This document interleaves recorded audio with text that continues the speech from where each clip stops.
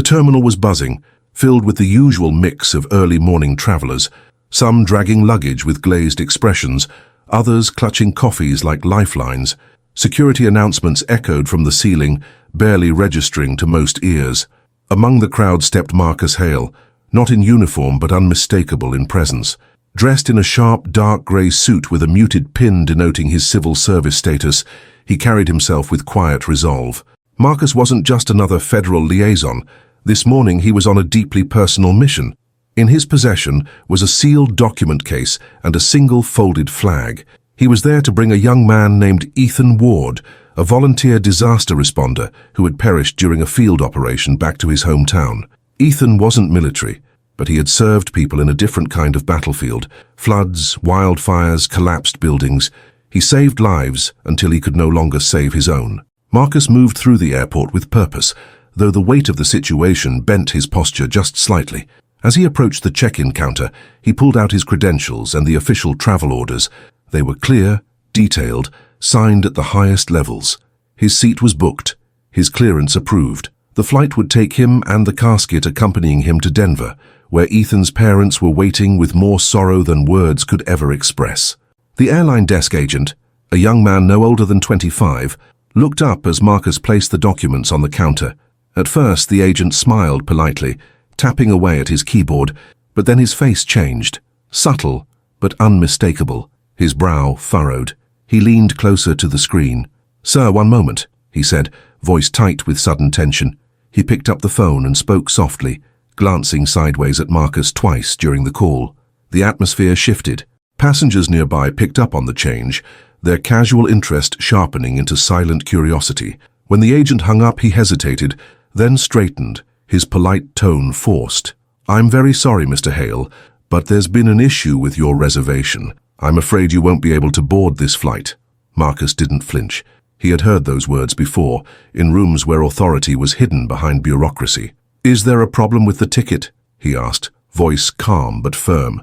"No, sir, not exactly," the agent replied, avoiding eye contact now. "It's a procedural matter. I've been told you'll need to wait while we verify some details."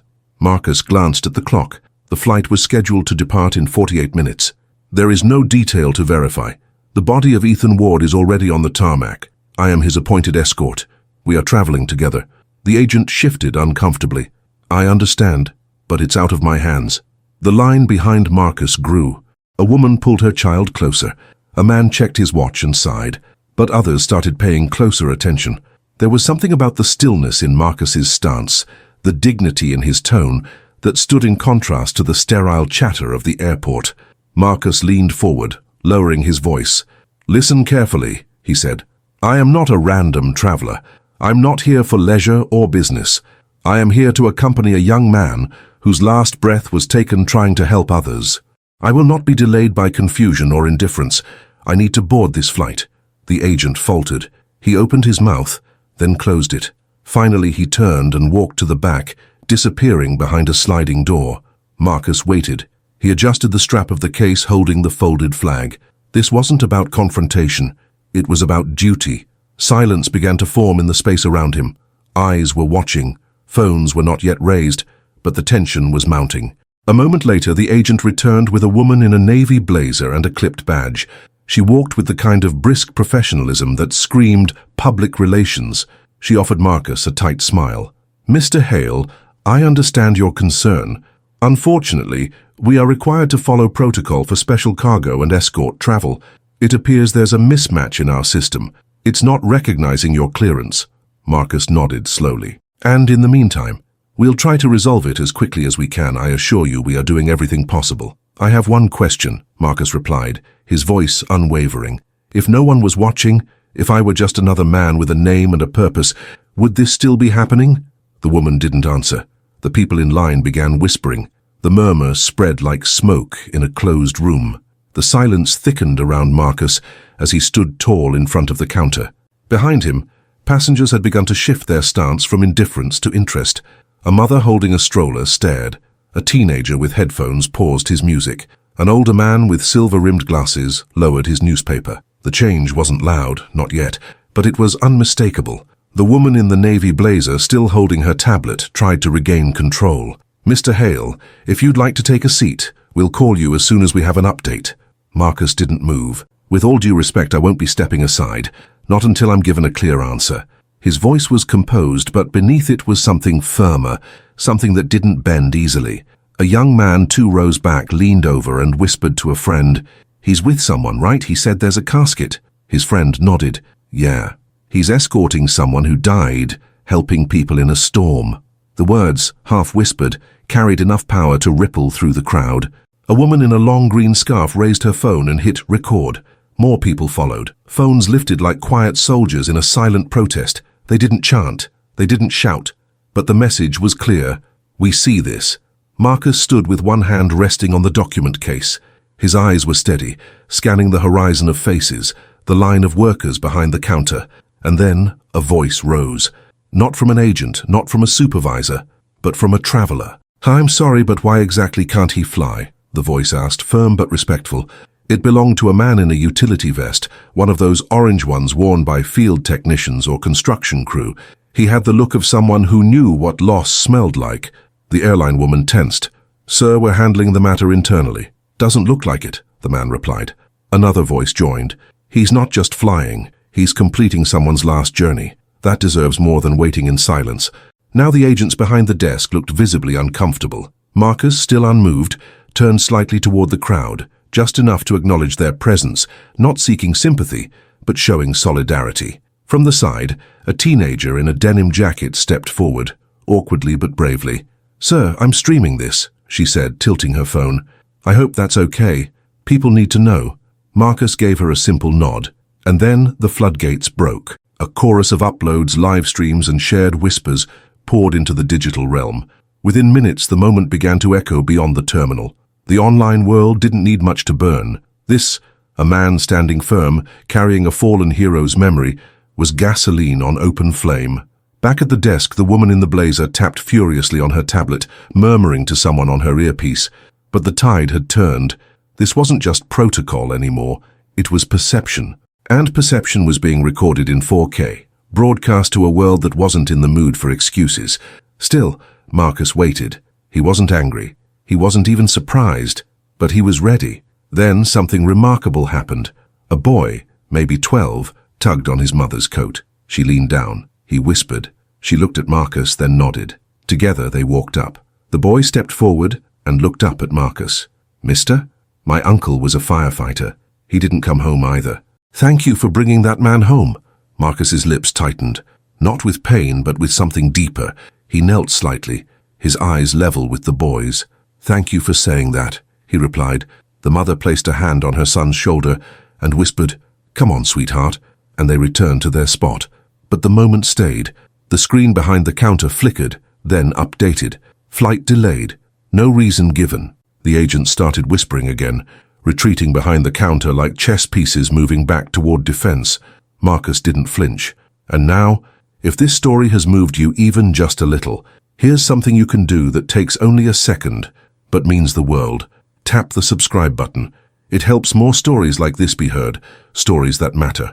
And while you're here, tell us something real. Have you ever witnessed something that made you speak up when it would have been easier to stay silent? Drop it in the comments. Your story might be what someone else needs to hear today. The tension now hung in the air like thick fog. Conversations quieted, and more travelers paused their movement through the terminal to watch what had become far more than a delay. It was a moment of reckoning. Marcus stood calmly, arms at his sides, his silence more powerful than a raised voice. He wasn't looking for a spotlight. He had no slogans, no hashtags, just a mission, and the resolve to see it through. A woman in a maroon sweater standing near the coffee kiosk was the next to speak. "Why can't he fly?" she asked openly, no longer directing the question at airline staff, but to the crowd. "Someone tell me how a man carrying someone's folded flag doesn't deserve priority." The response was unspoken but powerful. Several heads nodded.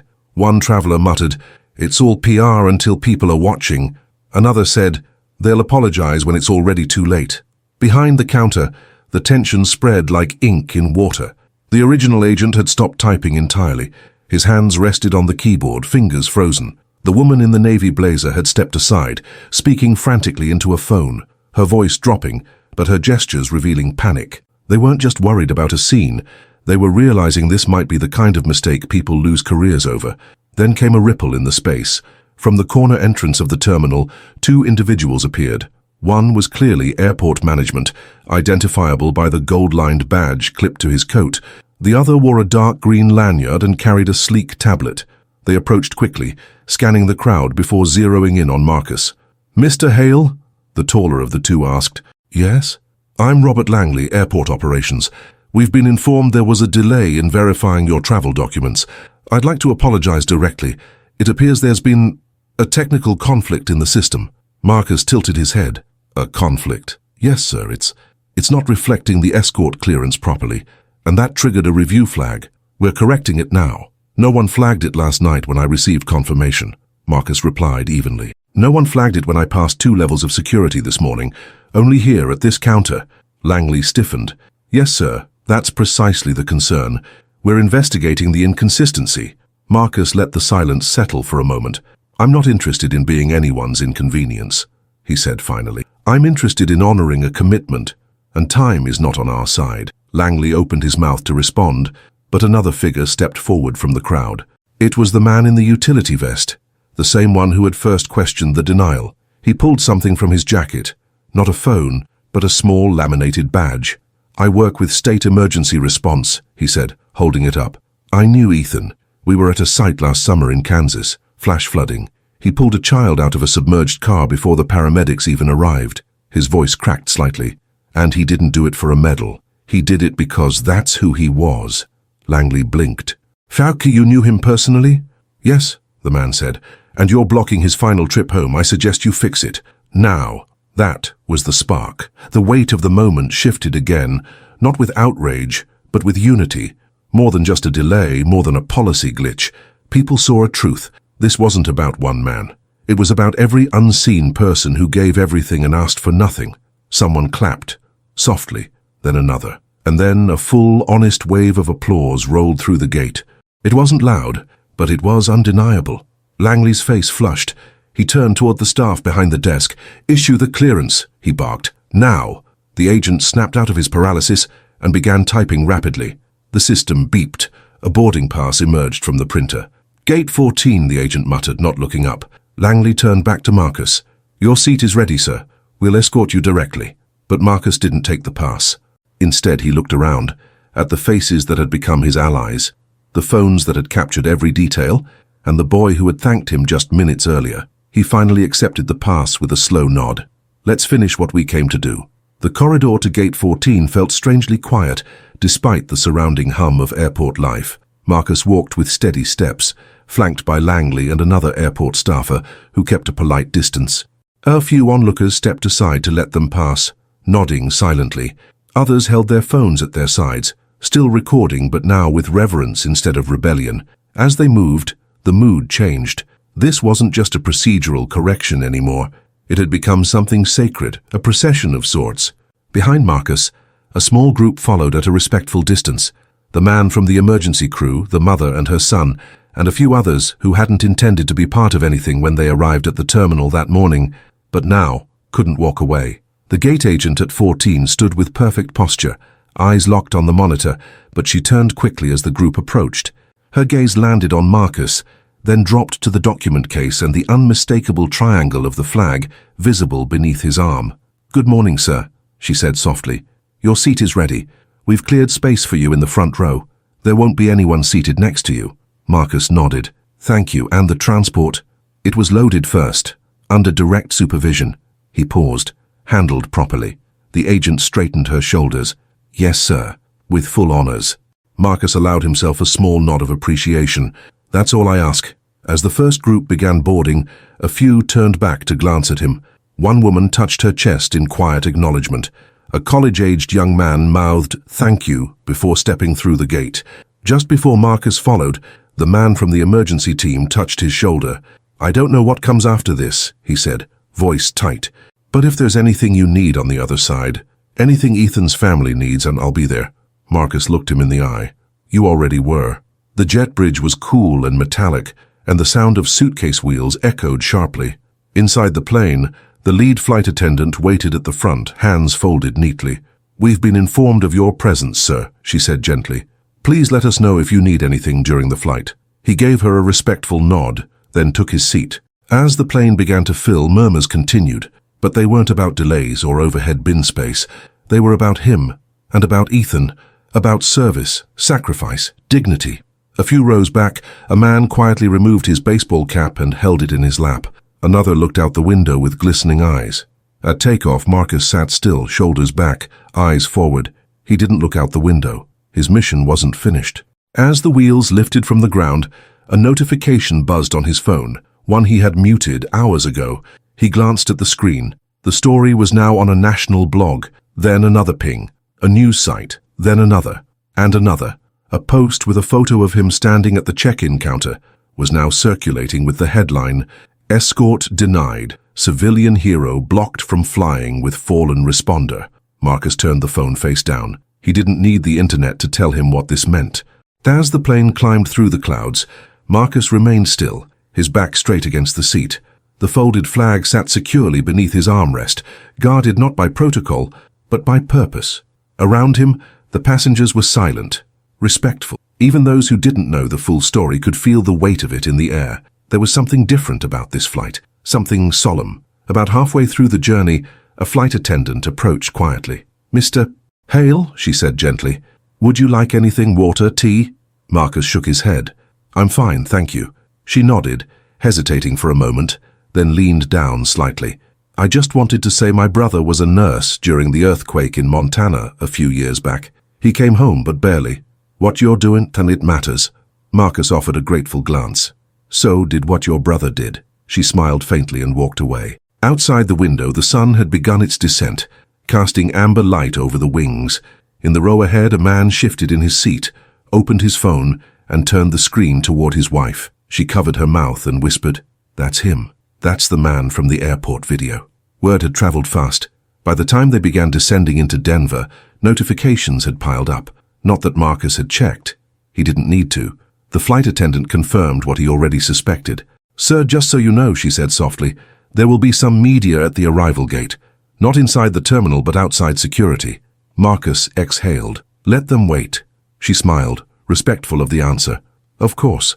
The wheels hit the tarmac with a soft thud. Passengers didn't clap. This wasn't that kind of flight. Instead, many sat still, waiting as Marcus stood up, collected his case, and walked toward the exit. The first to step aside for him was the man who had whispered earlier, then the college student, then others. One by one they moved with quiet reverence as if his steps carried something sacred. At the end of the jet bridge, a representative from the airline stood waiting, this one older in a black blazer, his badge polished to a shine. "Mr. Hale," he said, "we've coordinated with local services. Your escort vehicle is ready, and the casket has been transferred with full supervision." Marcus nodded. "And the family?" "They're waiting at the site. About 20 minutes from here." He gave a single nod. "Let's go." As they exited the airport, flashes blinked from behind the terminal glass. Cameras, microphones, questions, all muffled by distance, but no less present. Reporters leaned over barricades, calling his name. Marcus kept his eyes forward. Outside, 2 black vehicles waited, one for him and one for the fallen. The driver, a woman in a beige uniform and a deep respect in her gaze, opened the rear door. "Mr. Hale, we're honored to have you with us."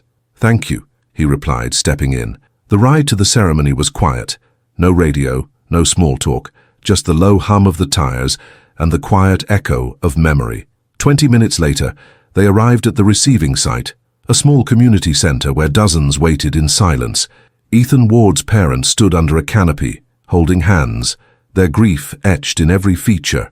They had known this day was coming, but knowing doesn't make it easier.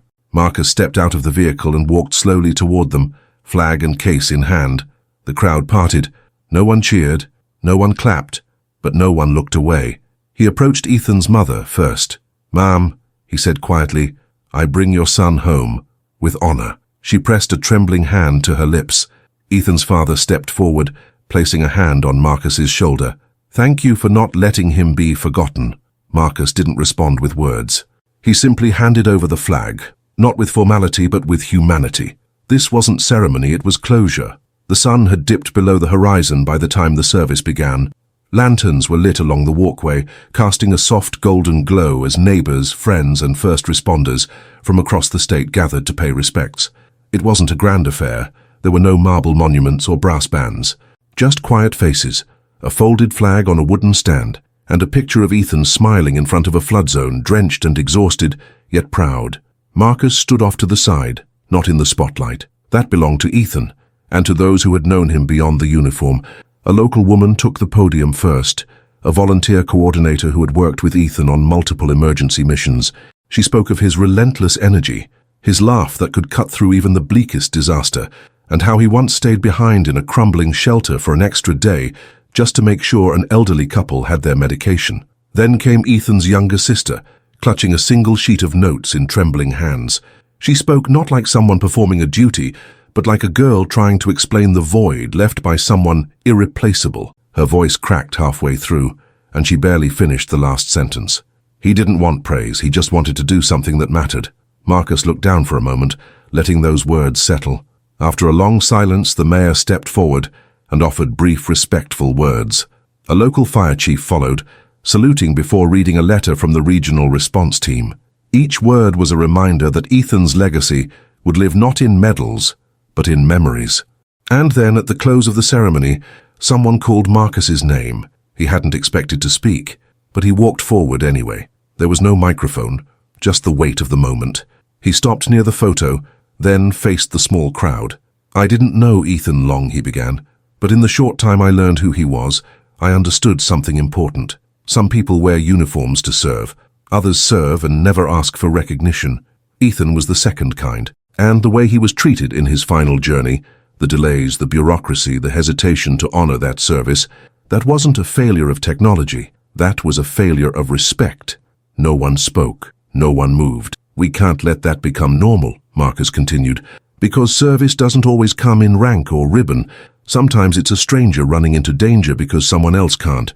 Sometimes it's someone like Ethan, just doing the job, and doing it with his whole heart." He paused. "What happened at that airport, it was a moment. But what we choose to do afterward, that's the message. Let's not make respect something reactive. Let's make it standard." As he stepped back, several in the crowd wiped tears. A few bowed their heads. One man placed a hand over his chest.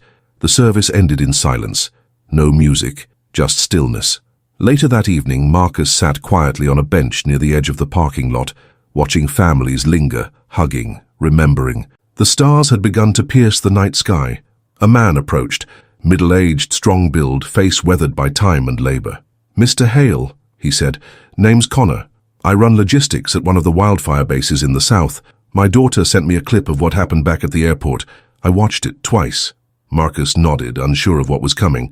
Connor took a breath. "I've escorted 4 of my own in 20 years. I thought I'd seen everything. But seeing you stand there, not yelling, not walking away, you reminded me of something I'd forgotten. Dignity, quiet strength." He extended a hand. "Thank you." Marcus accepted the handshake. "It was never about me." "I know," Connor said. "That's why it hit different." That night, Marcus checked into a modest hotel not far from the community center. The room was simple, clean linens, quiet walls, a window overlooking the dark outline of the Rockies in the distance. He placed the now empty document case on the desk and sat on the edge of the bed, shoes still on, shoulders slightly slumped. The mission was complete. Ethan was home, but the journey hadn't ended. Not really. His phone buzzed again. He turned it over reluctantly. A message from a colleague read, "National news just aired it, you're everywhere." Another notification blinked. "Viral clip trending under just honor them right." Then another. "Dozens of responders across the country are sharing their stories. You started something, man." Marcus didn't feel triumphant. He felt the kind of ache that only comes from witnessing both the worst and the best of people in the same breath. He opened the browser and there it was. Video stills of him at the airport, speaking calmly as others filmed, faces blurred behind screens. Commentary flooded the feed, praise, outrage, debate, solidarity. But amidst all the noise, a different kind of post stood out. It was from a woman named Lorraine. Her profile picture showed her standing beside a man in scrubs. "My husband died during a hospital fire in 2019. He ran back in to save an unconscious patient. We were told his body was being escorted with honors, but when the escort arrived, they lost his seat. No flag, no procession. He just arrived." No one should ever feel like that again. Thank you, Mr. Hale. You made sure someone was seen. Marcus read it twice, then a third time. He sat back, his eyes fixed on the screen but seeing much further. The next morning he left a handwritten letter for Ethan's parents. In it, he didn't mention the media, the cameras, or the apology from the airline. He simply wrote, "Your son made people better, even when they didn't see him doing it." He reminded us what service truly is, not a badge, not a benefit, but a choice to show up when others won't. That legacy is already changing more than you know. Then he left. No press conference, no farewell photo, just a man walking out of a hotel lobby with a single bag, headed toward the future as quietly as he had arrived. But the world was no longer quiet. Across the country, conversations erupted. News anchors replayed the footage. Community groups held vigils for under-recognized responders. School teachers used the moment to talk about service and justice. Even in corporate boardrooms, uncomfortable questions began surfacing. How do we treat people when no one's watching? Back at the airline's headquarters, the fallout had only deepened. A leaked internal memo revealed what many had suspected. There was no clear policy violation, just a chain of indecision sparked by a moment of uncertainty.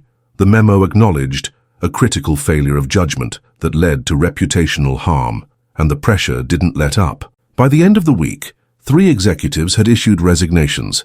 A revised escort policy was published, and a new protocol named the Ward Standard was announced.